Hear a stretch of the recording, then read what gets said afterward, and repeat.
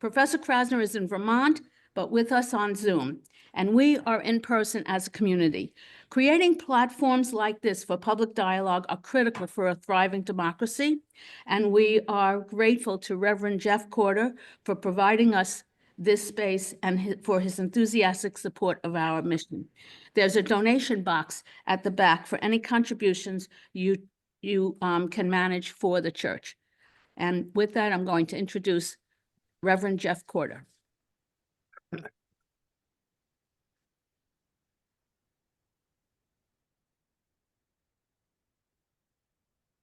Thank you, Ida.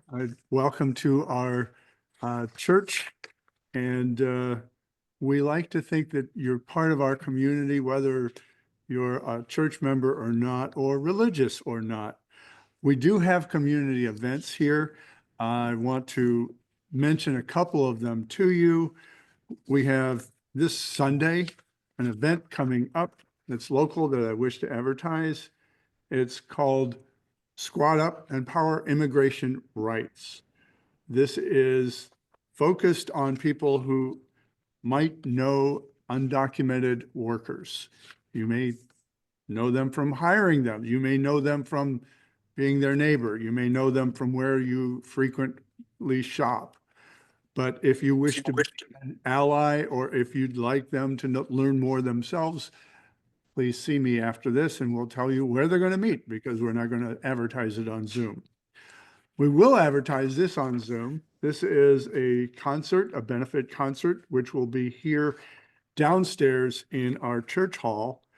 Beata Moon is a local Forest Hills musician. She's performed at Carnegie Hall. She writes her own music and performs classical music. She will be playing on April 5th at 2 o'clock in our church hall. This is a fundraiser for a group called Partners in Health. If you'd like any information on either of these, you can contact me. Our website is presbyfh.org, presbyfh.org, for information on how to contact us and on this one specifically. Thank you and welcome. Thank you, Jeff, for everything. We welcome all of you tuning in at home, and we truly need to be together at this time, and I thank you all for coming. So our job tonight, weeks, is to get comfortable talking about the things that are important to us. We want you to leave here tonight with some ideas, language, and concepts which will help you in your timely conversations with important people in your lives. Last week, Professor Krasner addressed how the federal government regulates the economy using the case study of the American dream, how it created the American dream for many, and then systematically dismantled it over decades. The recording is available on our website, and we encourage you to check it out in case you missed it. Professor Krasner also has 2 handouts, which are available in the back, so be sure to pick them up before you leave. Tonight, we will take a look at state governments and how they have responded over the years to people's struggle for justice and freedom. After these 2 sessions, I think you will be able to answer the question, government and you, does it matter? With a strong affirmative, whether you like the outcome or not. Let's Talk Democracy is a grassroots group dedicated to educating people about our government, encouraging dialogue about the basic foundations of our democracy, and empowering citizens to make their voices heard. We think it's time to reacquaint ourselves with the backstory. How did we get here? What actually is and has been the role of government in our lives? When we are well informed, we are more likely and better able to hold our leaders accountable and to articulate why we care and what we care about to others. Perhaps we are the new conservatives trying to hold on to what it took 250 years to build. We are forever grateful to Michael Krasner, award-winning professor of political science at Queens College and co-director of the Taft Institute for Government and Civic Education, for his support over these years. He is well known to most of you, as someone who can make difficult concepts easier to understand, help us to connect the dots, and figure out what we can do to make a difference.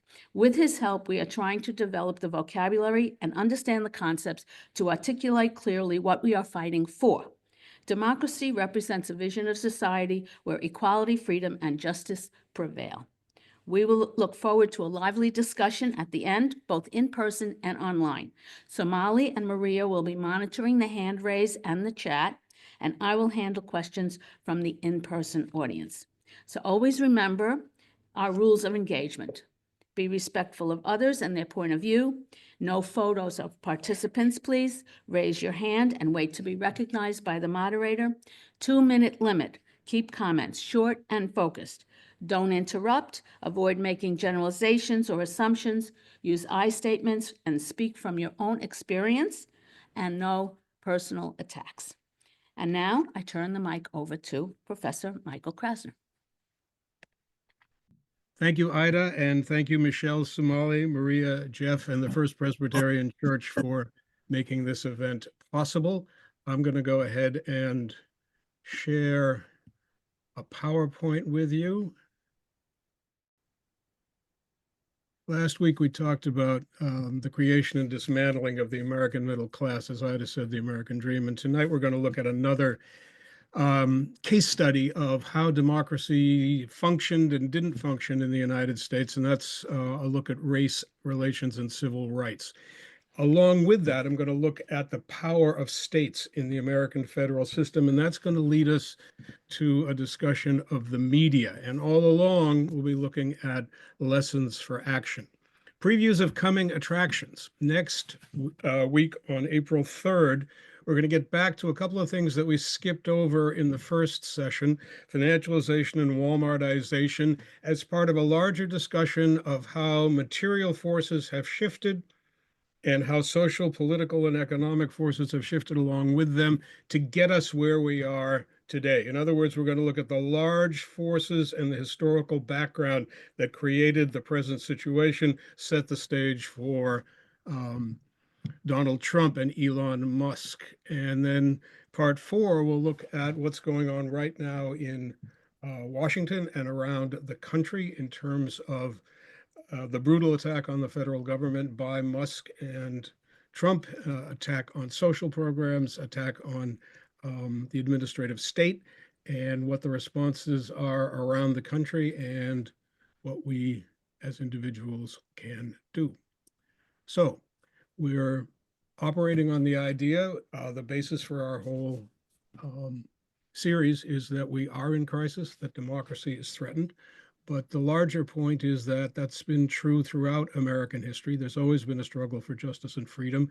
This one is certainly more acute. There's a lot more at stake, as I said last time, but it's a difference in degree more than a difference in kind. Michael? We talked last time about economic justice. As I said, tonight's about racial justice and levels of government. So a quick review, back to my glory days teaching American government, political science 100. What's federalism? Federalism is a system in which the power of government is shared between the government at the center of the nation and the government of the parts. So we have 2 levels of government in the United States, 2 constitutional levels. One for the whole country, based in Washington, D.C., as you know, and then the state governments. Other countries that have systems like this usually refer to the parts as provinces. There are some countries that simply go ahead and govern from the center. Countries like France, no constituent parts, no states or provinces that go ahead and exercise power. It's all done, in the case of France, from Paris. Michael? So what do states do? Well, they do a lot of things, as you know. But for our purposes tonight, I'm going to focus on elections. And obviously, that's the most important for the functioning of democracy. State legislatures and governors set the rules for registering and voting. And Republicans, in the last 25 or 30 years, Republican extremists, the people we talked about last time, the big money folks with the extreme right-wing views, have taken over those state governments, and they have gone back to an older pattern, which we will go into in detail when we talk about the example of civil rights, but they've gone back to suppressing the Black vote. This happened, as you know, historically in the latter part of the 19th century, after the Civil War, after Reconstruction was over. The state governments in the South oppressed the Black population, set up a system of white supremacy that denied all political rights to Blacks, voting in particular. And there were, as you know, in the 1960s, and we'll talk about this in detail, protests and a movement to overcome that. People died for the sake of voting rights in the South.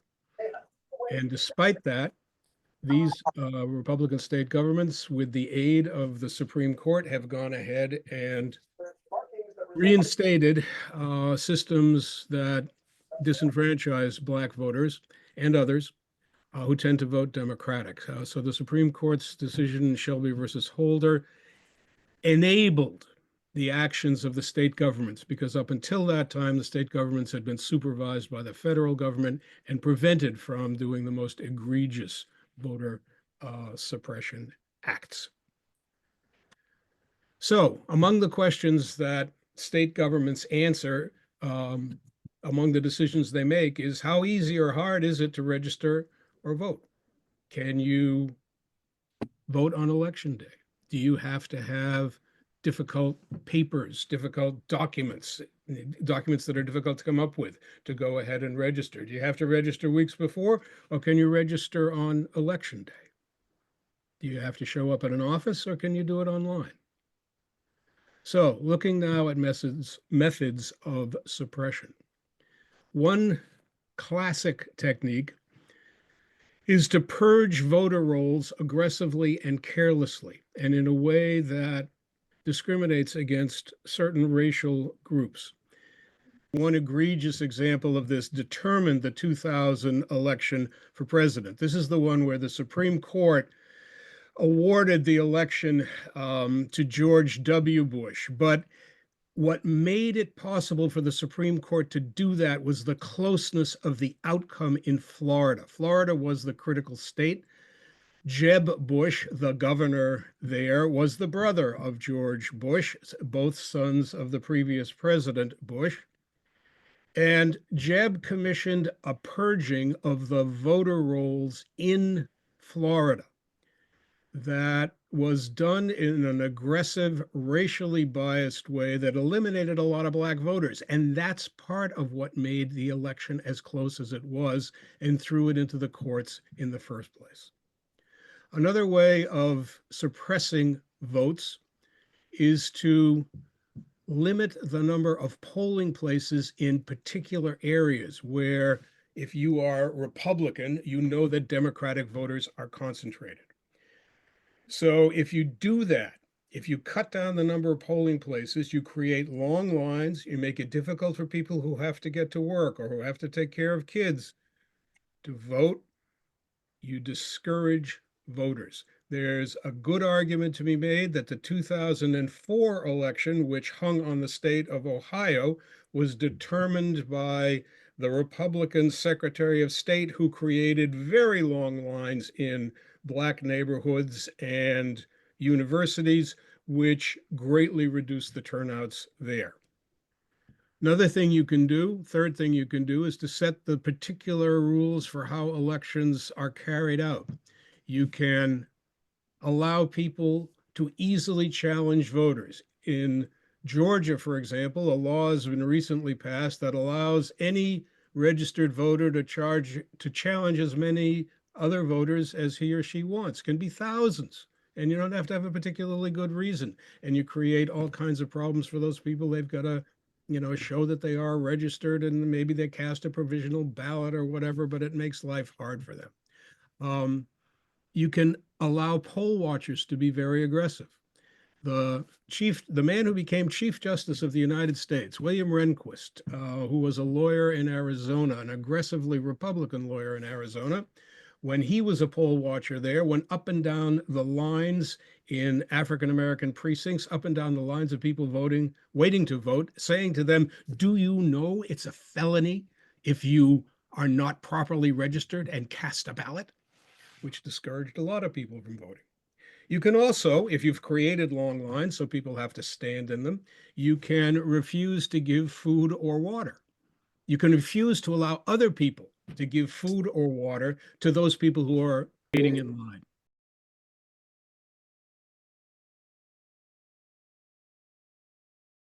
The state of Georgia has passed a law which makes it a felony, a serious crime, to go ahead and give food or water to somebody who's waiting online to vote. Other methods of suppressing voters. You can start at the other end of the process. You can make it hard to register or vote. A lot of state legislatures, Republican-controlled state legislatures, have required photo ID to register to vote. Well, you know, if you're a middle-class person, that's not a big deal. You've got your driver's license or probably something else. But if you don't own a car, if you're not a driver, if you haven't got that kind of that kind of photo ID, it can be difficult. You may have to go to a distant government office to get a photo ID. It may require producing your birth certificate. You can also make it difficult for groups that are trying to encourage other people to vote by registering them, by carrying out voter registration drives.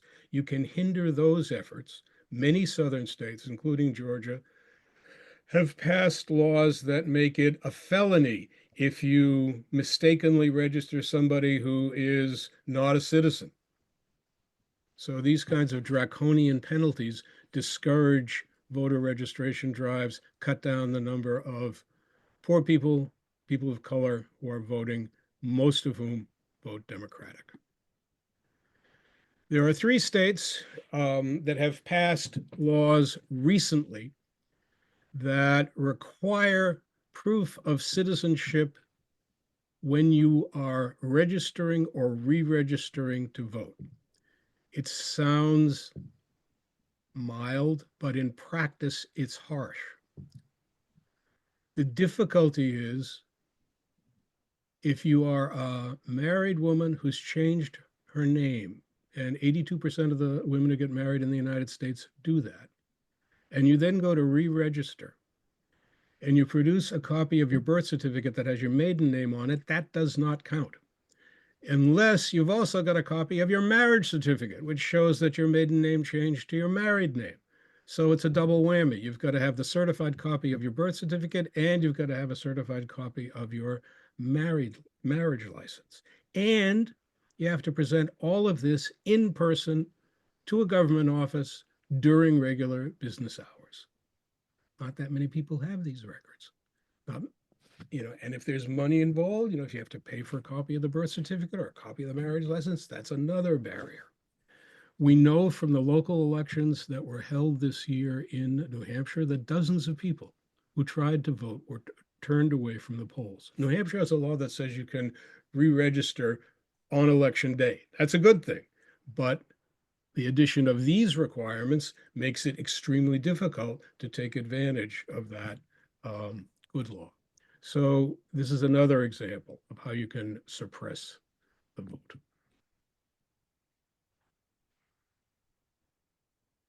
At the federal level, the Congress is considering a bill, a Republican-sponsored bill, to make these requirements national. And as I've suggested, this would almost certainly disenfranchise a lot of married women. It's likely that the Democrats will filibuster this in the Senate, assuming that somebody can find Chuck Schumer's misplaced backbone. And therefore, President Trump has gone ahead and issued an executive order, which says the same thing, which demands of the Federal Election Assistance Commission that it require this kind of citizenship proof when people try to register for federal elections through that commission.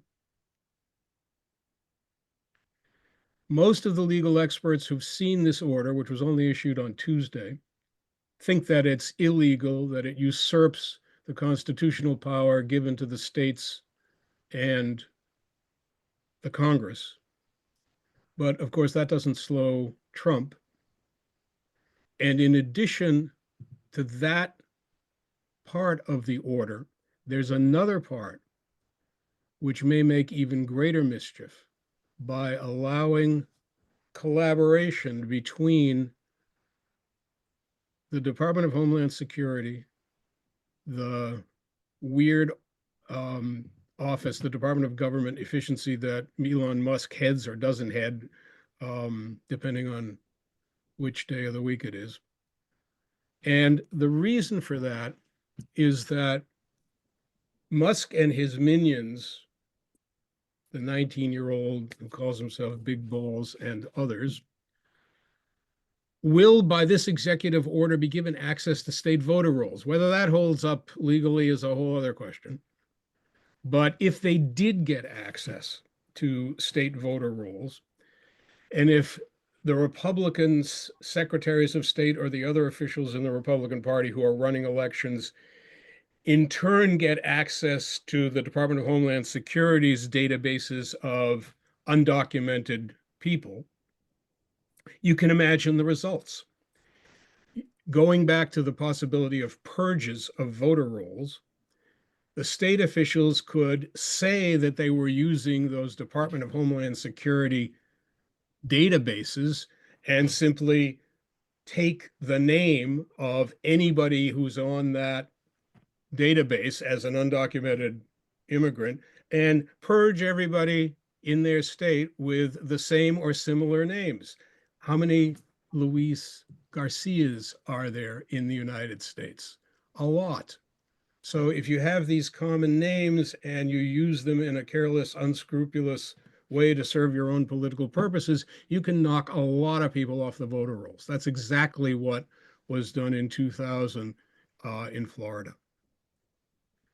Why does this matter in red states? You might think, well, this is Florida, this is Georgia, this is, those are red states anyway. Why does this matter? Well, yes, they are red states. But even red states have concentrations of more liberal voters, Democratic voters in their cities who elect people to the House of Representatives. And these measures, and some of those districts are competitive districts. And, in some of these districts, the margin of victory is 1,000 votes or 2,000 votes or 5,000 votes. It's close. So these kinds of measures that reduce the ability of people who tend to vote Democratic, poor people, students, people of color, women, reduce their ability, number one, to register, and number two, to vote. Those could be decisive in determining who controls the House of Representatives, not to mention the state legislatures themselves. One further note on voter suppression. There is one analyst, a guy named Greg Palast, who's done a lot of work on voter suppression. He's a journalist. You can read his stuff on his own website. It's Greg, GregPalast.com, gregpalast.com. And he argues that Trump actually won the 2024 election because of voter suppression. I offer this to you for your own consideration. I'm not convinced by his argument. As far as I know, he's the only person who makes that argument, but you could check it out and see for yourself. Another very important device that's used by Republican state legislatures to stack the electoral deck is gerrymandering. It is the state governments, the legislatures and the governors, in most instances, who draw the district lines for congressional elections in their states. In some states like California, there's a nonpartisan commission that does it, which of course is a much fairer system. But for most of the 50 states, it's done by the legislatures. And they also draw the lines for their own elections, for the state legislatures, so they can gerrymander both the congressional lines and their own state legislative lines. Gerrymandering simply means that you draw the lines in such a way as to favor your own party. And this is a practice that is as old or older than the Constitution. One of the signers of the Declaration of Independence is a guy whose name was adapted for this, Elbridge Gerry. The difference now is that it is done much more extensively, and it's done with much greater power because of the use of computers and census data. If you look, for instance, at the most recent election for the House of Representatives, in which the Republicans, as you know, won a narrow majority, 5 seats, presented by the mainstream media as a fair and square win. It wasn't. The background is that Republican state governments control the district lines in 191 congressional districts. The Democrats controlled the lines, wrote the lines, drew the lines in only 75. They both gerrymandered. The Brennan Center at NYU has done an analysis of this, which shows that the Democrats' gerrymandering got them an extra 7 seats. The Republicans' gerrymandering, on the other hand, because they controlled a lot more seats, brought them 23 in all likelihood. So there's a net Republican gain of 16 seats, more than enough to account for the 5-seat majority they enjoy in the House of Representatives. This is hugely important in the current situation because obviously having the trifecta of power at the national level makes a huge difference for Trump and the MAGA Republicans.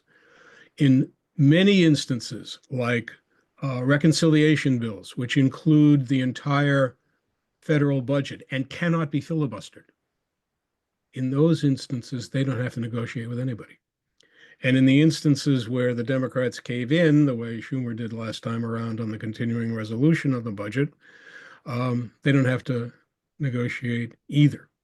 So what you've got here is a combination of big money, the big money interests who finance the Republicans, and the win-at-any-cost politicians who lead the Republicans taking over the system.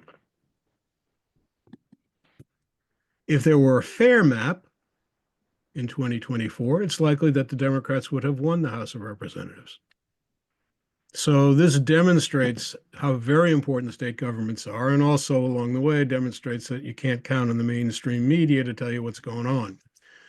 So what should the Democrats be doing in this situation, and what might we as individuals be able to pitch in on? Well, one thing that's been advocated by people over a couple of decades now is for the Democrats to be a lot more aggressive about running everywhere. David Pepper, the former chair of the Ohio Democratic Party, Howard Dean, who used to be the chair of the DNC before he was governor or after he was governor of Vermont, have advocated this. And this idea of fighting hard at the local level and the state level is the opposite, alas, of what happened to the Democrats when Obama was the leader of the party, and these kinds of elections were largely neglected.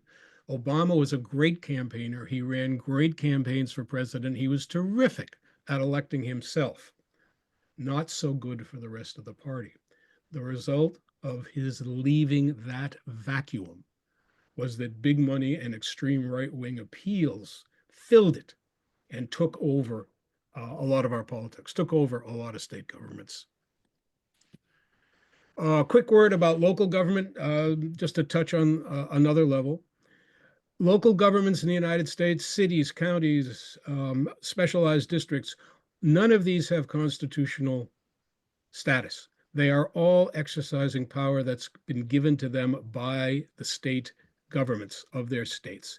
If, for those of you in New York, if the New York State Legislature gets up tomorrow morning in a bad mood, they can abolish the government of New York City, which, given the current leadership, might not be such a terrible idea. They could break it into 5 cities or 15, totally up to them. But that the lack of constitutional standing shouldn't distract you from the point of view that cities matter. They do matter.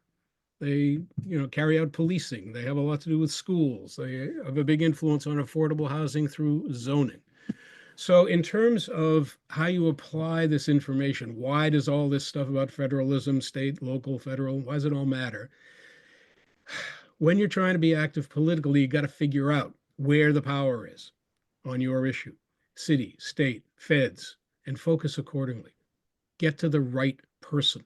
Maybe it's a combination. Maybe it's state and local. Maybe it's state and federal. Whatever it is, that's where you need to go.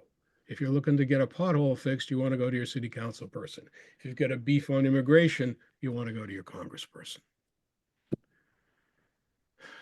Now I'm going to look more deeply at the civil rights example that I mentioned at the beginning by taking this case study as an example of how states exercise their power. You often hear it said that state governments are bastions of democracy because they are closer to the people, therefore more responsive, more democratic. Would that it were true. The historical truth is exactly the opposite. State governments, for most of American history, have been the engines of racial oppression. As I mentioned previously, they were the enforcers of slavery in the 18th and 19th centuries. And after the Civil War and the end of Reconstruction, which was the occupation of the South by Northern troops who enforced the civil rights of the newly freed slaves.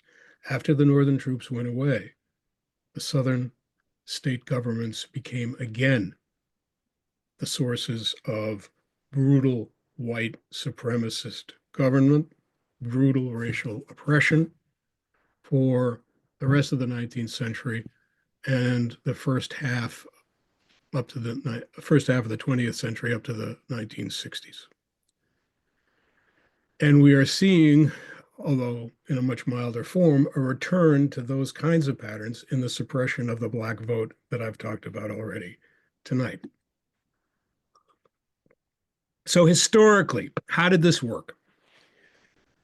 When the civil rights movement was thinking about how it should act politically, when people were thinking about how Black people could pursue their interests and their rights, could get justice and freedom, and took a look at federalism, it became clear very quickly, you didn't have to be a genius to see that Southern states would never, ever grant Black people justice in general or the right to vote in particular. They're a minority. The white supremacists in charge of those governments are never going to yield. So now the question is, if you're a despised, oppressed minority, how can you win? And the answer has to be broaden the conflict. You can't win if you stay inside that state. Never going to happen. You've got to get the federal government involved. This, of course, is what happened when the Civil War was fought, and it's what happened when the Northern troops occupied those areas. So how do you broaden the conflict? And here we get to a crucial point. Here we get to the role of the media. You broaden the conflict by showing the rest of the country in the most dramatic possible terms what's going on. What that meant specifically in the case of the civil rights movement was showing people, for example, in 1963 in Birmingham, Alabama, the police dogs and the fire hoses attacking peaceful demonstrators, including children. In 1964, it meant publicizing the disappearance of 3 civil rights workers in Mississippi, Cheney, Schwerner, and Goodman, and later using the media to spread the news of their murders. It meant in 1965 that people saw on television the peaceful demonstrators at the Edmund Pettus Bridge in Selma who were marching for voting rights, being attacked by local police and state troopers, some of them on horseback, riding down the demonstrators and clubbing or whipping them into the ground. There's a good movie on this, by the way, called Selma, just called Selma by Ava DuVernay. When the rest of the country saw those images, saw that film on television, it touched their consciences. It revealed how vicious the system of Southern white supremacy was. It discredited the whole idea of states' rights, and it put political pressure on the president, Lyndon Johnson, who had succeeded Kennedy, and on the Congress. I hasten to say, in addition to all of that, the black vote in the North had become an important vote, and that figured in this situation as well. But the critical element here is everybody saw those pictures.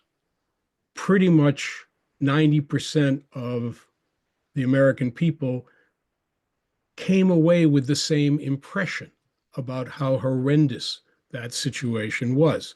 So the question is, can you still do this? Take a recent example.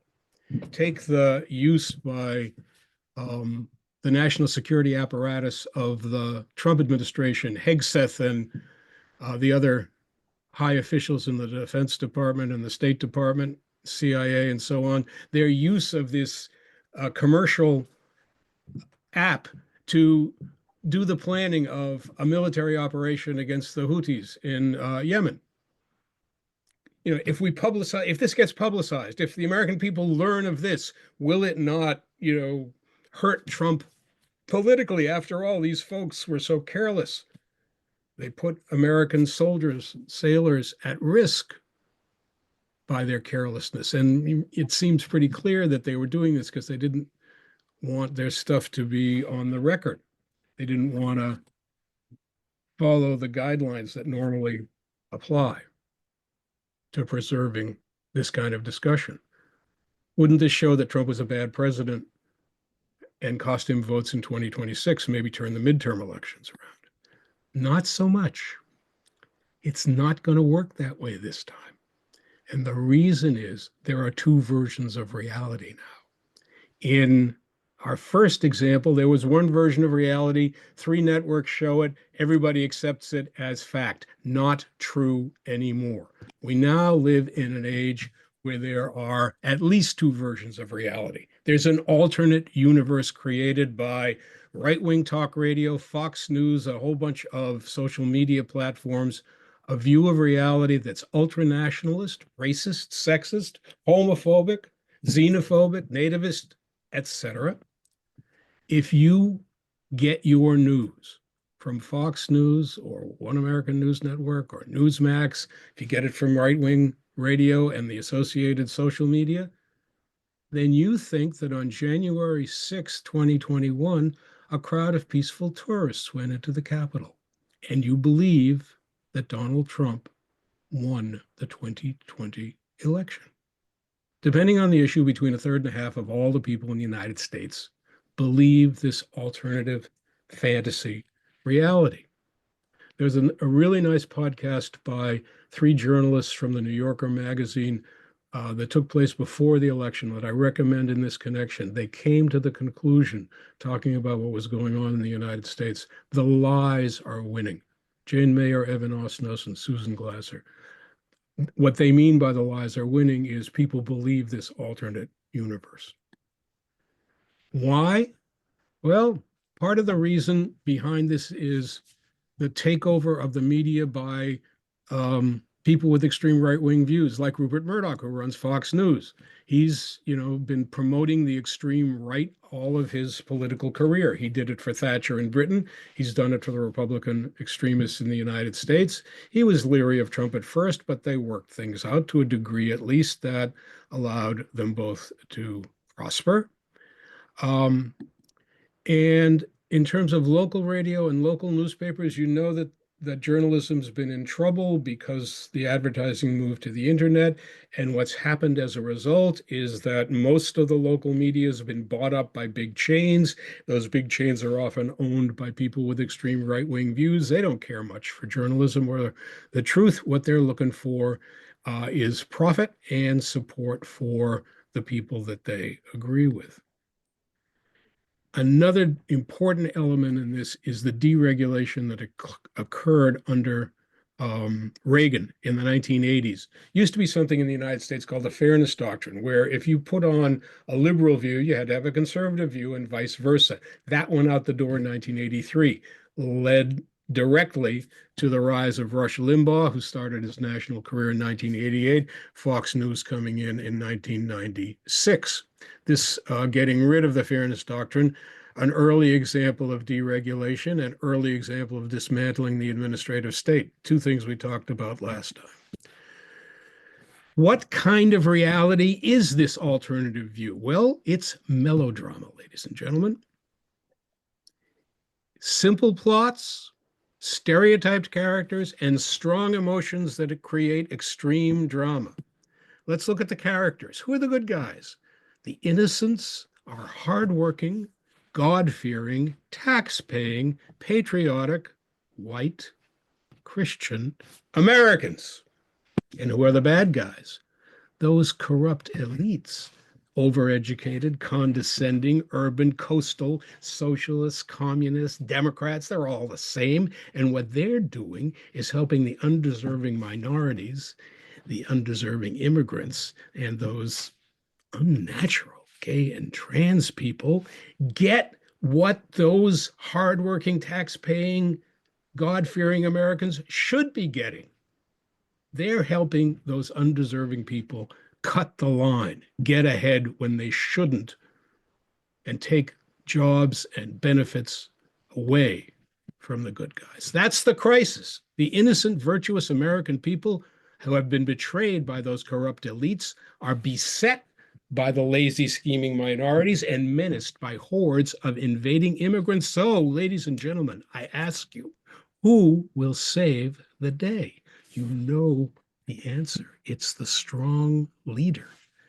That guy who, and it is a guy, who's physically big, who's aggressive, loud, and vulgar, but capable. A great success as a businessman. A decisive, brainy leader. How do we know this? Because we've seen it for 14 seasons on reality TV. Next question. Why do people believe this drivel? Why do they accept this weirdly simple view of reality? That's what I'm going to talk about in great detail next week, including the effects of globalization, automation, the other changes in the economy, and the things that go along with that, like the decline of unions, the decline of status for white working class people, and so on. So stay tuned. That's coming. In the meantime, the immediate effect is politics is a hell of a lot harder than it used to be. Large numbers of Americans have gone into this alternate universe, which some people also describe as a cult, and they're difficult, very difficult to reach. Not just because of their intellectual apparatus, not just because they have this conviction, but it's more than that. It's part of their identity. It's who they are. And therefore extremely difficult for them to give up. It's what contributes to the heavy polarization that we experience. So the result is there are fewer people that you can reach, what I call on my slide that some of you can see, persuadables. There are still some people out there, but they tend to be the people who pay less attention to politics and get their news from places like Instagram and Facebook. And because those are very unprofessional sources, there are huge possibilities for misinformation and disinformation. So what might be done in this situation? Well, getting progressive influencers on those platforms, on TikTok and Twitch and so on, would be a really good thing. Alexandria Ocasio-Cortez does a little bit of this. There's a nice piece in the March 24th New Yorker about a progressive influencer on Twitch. It's a tough job. This guy's on 7-8 hours a day broadcasting. And most of what he does isn't political. It's interesting. He forms relationships by talking about everything from jobs to sex. He becomes trusted in this way. And therefore, when he does talk politics, he has an impact. Second thing that might be done is to go past those digital relationships, past those online relationships, and try to get to these people face to face. There are outfits doing this. I'm particularly impressed by one called the Movement Voter Project. There are others, one called Focus for Democracy, state and local groups trying to do this, trying to organize people around progressive issues. Not just at election time, but year round. And it's the same process that I just described creating trust, the idea of a trusted messenger, the idea that these people have delivered on local issues and therefore people will listen to them on other issues. And a final thing would be to keep pushing the mainstream media. It's true that it's not as important as it used to be, but it's also true that the mainstream media coverage of the Biden administration withdrawal from Afghanistan made a difference, hurt. I'm convinced that if the mainstream media were telling the stories of the people who are being hurt by what Musk and Trump are doing now, the beneficiaries at Social Security who are being hurt, the federal workers who are being hurt, that would all make a difference. So back to the states and chances for actions. There is some good news at the state level. In a special election, 2 special elections in Pennsylvania, the Democrats just flipped a state Senate seat in a district Trump carried by 15 points. And they also won a state assembly seat, and they've kept their majority in that part of the state legislature. If you're interested in getting involved in other states, and maybe there's not a whole lot that you can do or that you want to do in your own state, here are some possibilities. There's an outfit called Sister District. I mentioned the Movement Voter Project. There's Daily Costs, Vote Forward. All these outfits let you go ahead and write postcards or phone bank, or if you've got the means and the time, you can go door knocking in those other states, or you can give directly to state parties or other groups. I'm particularly fond of and impressed by the Wisconsin State Party, which is run by a guy named Ben Wickler. And speaking of Wisconsin, on April 1st, a week away, there is a special election there. There's an election for the Supreme Court there. There's 1 seat up, and it's going to decide the majority. And that's going to make a big difference in Wisconsin because it will determine the court's position on abortion, gerrymandering, voter suppression, and so on. That's a big deal because Wisconsin's a swing state. Elon Musk has put in $20 million using some of the same techniques that he did on behalf of Donald Trump, including paying $100 a signature for people to sign against judicial activists and adding a lottery to that in which one of those signatories is going to win $1 million. The equation here is very simple. It's big money versus grassroots, big money versus people power. Next week, we're going to look at how did we get here. I've already mentioned we're going to go through the material factors and then talk about the social, psychological, and political results, which the fancy name for which is the decline, is the legitimacy crisis. And along with the legitimacy crisis, we'll be talking about the rise of populism, both left-wing, represented by Bernie Sanders, and right-wing, represented by Donald Trump. Thank you all very much. Appreciate your attention. Thank you very much. Karen, did you want to ask a question? So I was at my dentist's office. She's very politically involved, and she was telling me things I can do, like, I've already done Vote Forward, so I knew about that, postcards. She said, call your congresswoman's office. Now, Grace Ming is our congresswoman. She's I have, through my, I was involved with politics for a while. I know that the Democratic Party really backs her. They're very entrenched. I have a feeling that, she doesn't have to worry about being reelected. Let's just put it that way. They would probably rig the election if they thought she was really being challenged. So does it really still pay to call? Would you recommend calling Congress people's offices? Just about the issues that come up? I would call and say that you want them to be very strong and outspoken, and that you're going to be very disappointed if they're not. And, say specific things like sign the letter on behalf of Mahmoud Khalil or whatever the current issue is.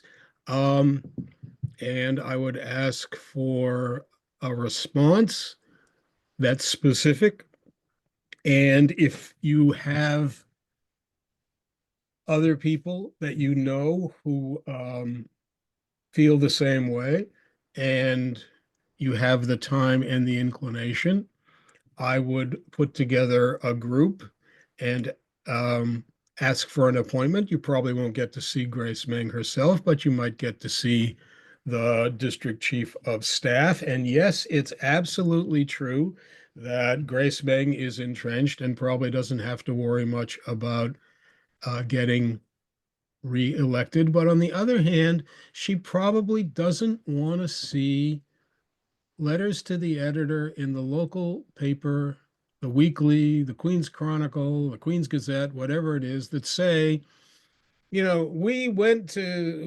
asked Grace Meng and, she didn't even bother to respond and blah, blah, blah, blah, blah.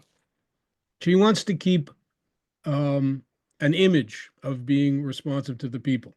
So, I think for a small amount of effort, you might get some return. Who knows? If she signed on to the letter that only 14 Democratic members of the Congress signed, that would be 15, and it might encourage some other moderates. So, I, I wouldn't put Yeah, I wouldn't I'm put not hours familiar and with that hours into letter, it. but yeah, Sorry, go ahead. I said I'm not familiar with that letter, but Well, what you're referring to. yeah, I mean, I'm just using that as an example. It doesn't have to, it doesn't have to be that. But the point is, there are a lot of specific issues where you could ask for a specific commitment, and she might do it because she doesn't have to worry about getting reelected, and therefore she can take a public stand that might be somewhat controversial in another district. Okay, we have a number of questions here too. Next, yeah. First, I want to thank you for your discussion. It was fantastic. Oh, thank you. It made me learn some things I didn't know, a lot of things I didn't know. Great. I just have something that's been gnawing at how influential do you think Elon Musk is to the country now? And should we be afraid of him and his money? Enormously influential, and we should be extremely afraid of him because he represents very extreme views. He comes from a family of committed Nazis. He himself is apparently inclined to give Nazi salutes in public. And even if you don't believe that about him, the things he's doing, destroying agencies that do a lot of good, including now taking apart the Social Security Agency, should make you very afraid, because these guys are serious. These guys think that government in general is a bad idea, and that social programs, including Social Security, are a bad idea, that the market should dominate everything, that people like themselves who have succeeded in the market are better than the rest of us and should rule over us, that they should be our masters. And they are in the process of demonstrating that they think that they should rule. Elon Musk thinks that it is fine for him to buy elections. He thinks nothing of spending $250 million to win the presidency, or $20 million to win in Wisconsin. He's threatened any Republican who votes against a Trump nominee with being primaried by somebody with a lavish campaign budget. So he has no concern for democracy. He has no concern for freedom. He has no concern for other people's liberty, what I called last week negative freedom. He wants a government that is run by people like him. He wants a government of the billionaires, by the billionaires, for the billionaires, where people like him thrive and prosper, and the rest of us are left in the dirt. So yeah, you should be very frightened of him, and he is extremely influential. Call-in user 1. Go ahead. Oh, good. Well, I'm just so grateful. This is the second time I attended last week, and this week, and I'm learning so much from you. I'm a Queens College graduate. I know all about you, Yeah. Michael, and all the wonderful things you've been doing through the years. I want to share some information because I'm a member of Workers' Circle for over 50 years and Unitarian Universalist also. And on April 5th, there's going to be something that's called handsoff2025.org. And people are gathering in New York and Manhattan, and there's supposed to be a very big protest rally march. If anybody wants to know anything more about it, they can either call Workers' Circle or go in and look this website up, handsoff2025.org. Okay. Thank you very much. Thank you. I You're put it in welcome. the chat. It's in the chat. Okay.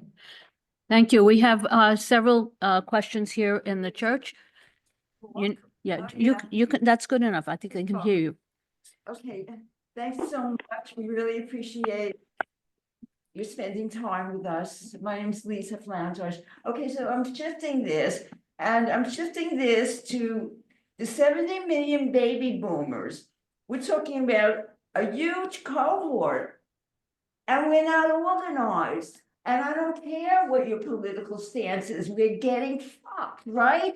How can we organize? There's so many old people, we're gonna die. We're gonna get our healthcare is gonna be decimated, why, we're talking about so many people, we could be organized like the civil rights people. What do you think? Yeah. Well, as an almost baby boomer myself, I'm in there with you.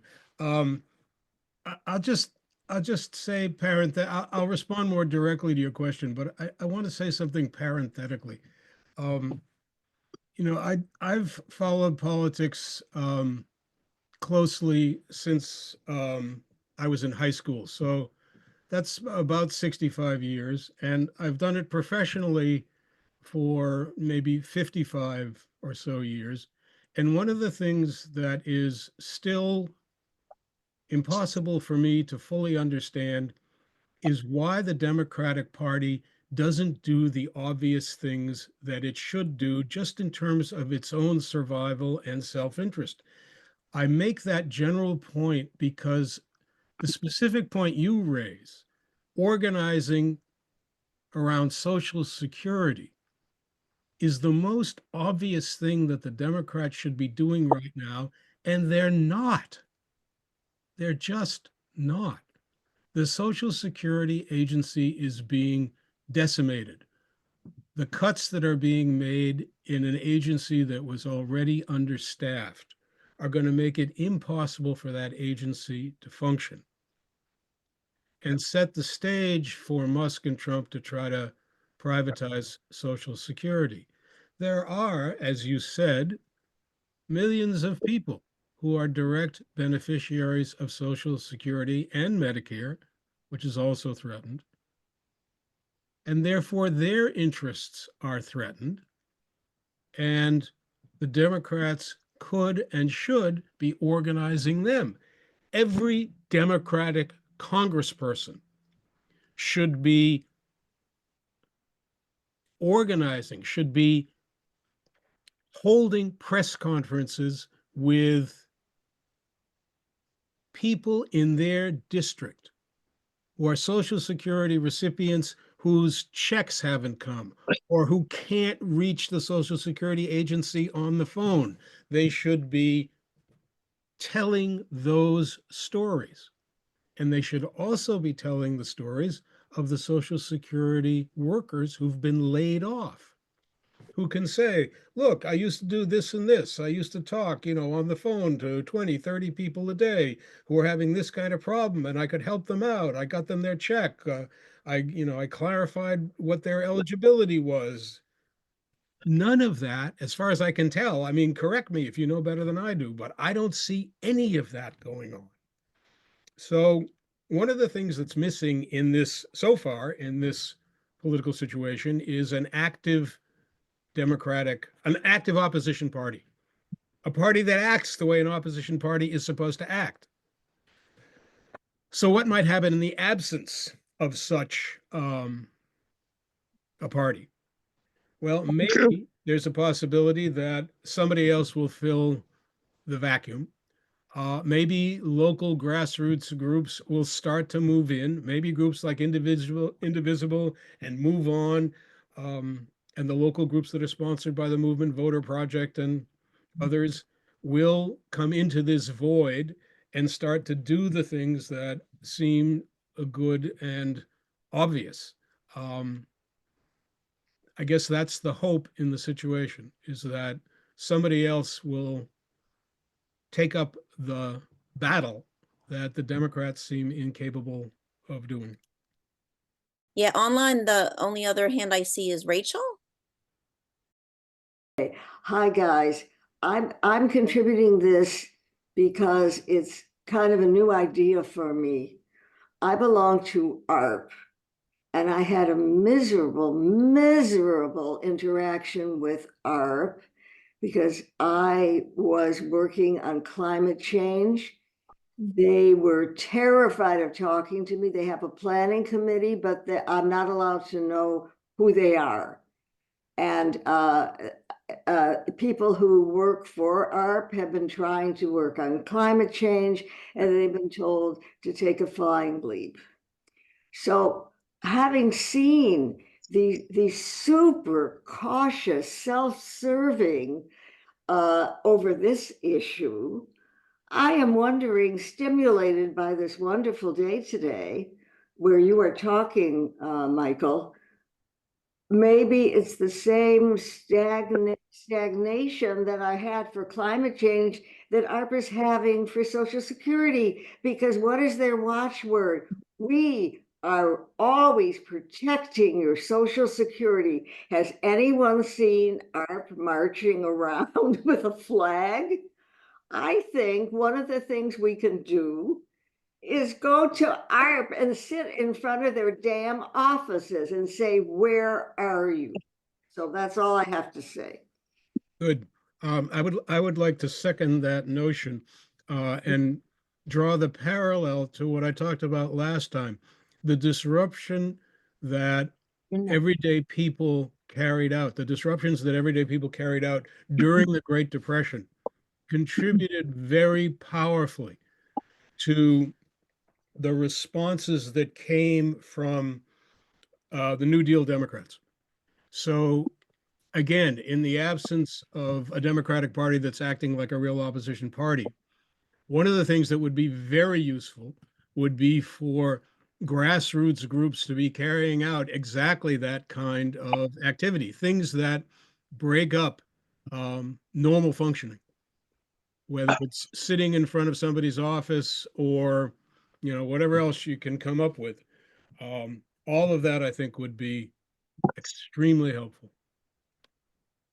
And I think Okay. all the rest of the questions are in person there at the church. Thank you. Okay, Sheldon is next.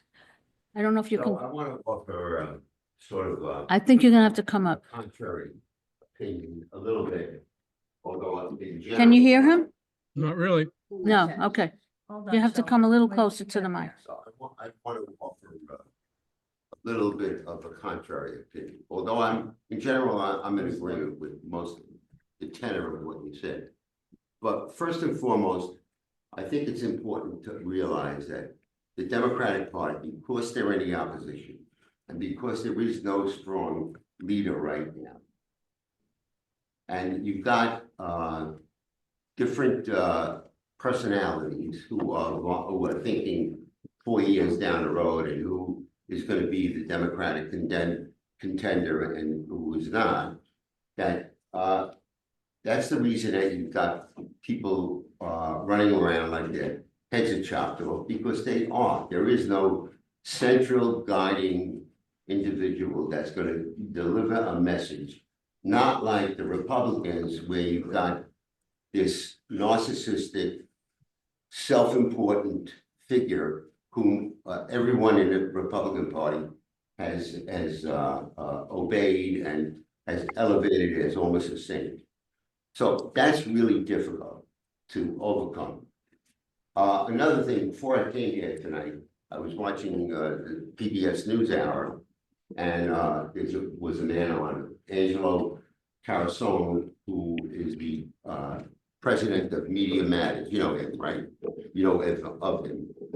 And he revealed that of all, and it always had been a given that the media, irrespective of what we call the media, that the media now is more, almost 72% right-leaning, and it increasingly appeals to young people, people under 40.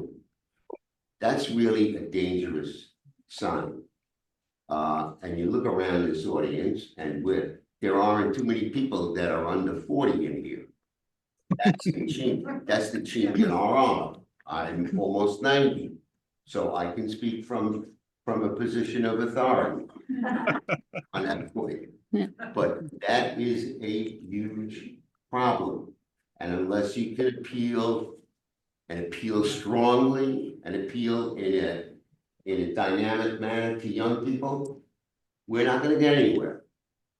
So if you want to do something in the interim manner, appeal to the party bigwigs, like the chairman of the Queens County Democratic Committee, Gregory Meeks. Tell him we've got to do something about Social Security and the threat theory. We've got to do something about this executive order dealing with voting rights. These are important matters. We can't spray our ammunition all over the landscape. You've got to pick a few important targets, and that's what we need to do. Thank you, Sheldon. Okay, Carl, go ahead. Uh, Unmute. yeah, thank you, Michael. Great talk. Thank you. I was just wondering what your reaction has been to the enormous rallies that Bernie and AOC have been holding with tens of thousands of people, quite unexpected by them and everyone else. What's the significance of that, do you think? It's a great question. And I don't think I can, I mean, I can give you my impressions. I don't think I can give you, I mean, nobody can give you a definitive answer, obviously, at this point. But it does feel like they've tapped something that other people, never suspected was there, and that they only hoped for, and that is strong feelings against what Musk in particular is doing. And, what I'm going to talk about next week is the strong sense of alienation that's grown in the United States for the last 30 or 40 years. And Trump taps this with his right-wing appeals, right? The sexism, the racism, and so on. But also, and this is a critical point, because people think he's authentic. Now, among us, this is, we don't have to talk about this. We think that's an absurd conclusion. But the people who support him and the people who believe in him, they think he's the real stuff. Same for Bernie and AOC. What I think part of what's working in those rallies is people who feel seriously disaffected from most American institutions and most American politicians see something different in Bernie and see something different in AOC. They see people in Bernie's case, I remember when Bernie was preaching the same stuff in 1980, right? I've heard him say this stuff because I'm, in Vermont for the last 40, 50 years. Other people know that too. They know that he's been very consistent. And even if you don't have that long experience with him, you don't have to be around Bernie for more than 5 minutes to know that he really believes deeply what he's saying. And I think the same thing's true for AOC. And it's partly in her case because people know her life history as well. They know she was a bartender. They know she came from a working class family and so on and so on. And she's she is a very genuine person. She has real political gifts. She comes across in a genuine way, where Trump, my view, comes across in a phony way, but convinces people anyway. Trump's a con man. She's the real McCoy. Okay. So I think what they're tapping is that, they're getting through to the alienated people, to the disaffected people, to the disappointed people, because of their authenticity and because of their passion, and because I think people sense that we are in an emergency, and that, as I said last week, everything's at stake. Everything we care about, everybody we care about is on the line. Okay, we have one more question, Mark. You have to come closer. Yeah. Yeah, hi, Professor Krasner. Thank you for doing this presentation. Couple things. Number one, Elise Stefanik. So, did Trump withdraw her nomination to the UN? I believe so. Okay, so what do you think the impact of that will be? Makes it harder for the Democrats to take back the House. Okay, but is it not optimistic that Trump was forced to do that? I beg your pardon? Isn't it optimistic that there was a lot of pressure put on Trump and to basically withdraw the nomination? Yeah, it suggests that the Republicans are worried about holding the House. Right, that's the point. The other thing was there's something called Target Majority. I don't know if you've heard of them. It's grassroots groups that are doing exactly what you're talking about. No, say the name again. I heard the word majority. Target NYC. I've been going to their meetings. They exploded. After the election, they've gotten hundreds of people. I'm attending their meetings every other week on the Upper West Side, and they're doing a lot of great work. It's called Target Majority. Target Majority NYC. Huh. Okay. They're a swing left and an indivisible group. They merge both of them. Okay. Great to know about. Thank you. Sure. Maria? Do you have anybody? Nope, that's it. Okay, do we have any other questions here? No, okay, so I'm going to give you, Michael, the last word. I just want to say also from the bottom of my heart, thank you for this presentation, and I look forward to further discussion next time. Thank you, Ida, and thank you, everybody, for all of the very good questions.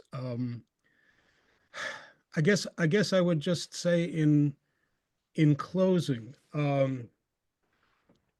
that the obvious point that comes from tonight's discussion is how much the elections that we sometimes ignore and sometimes kind of, disparage, school board, city council, and so on and so on.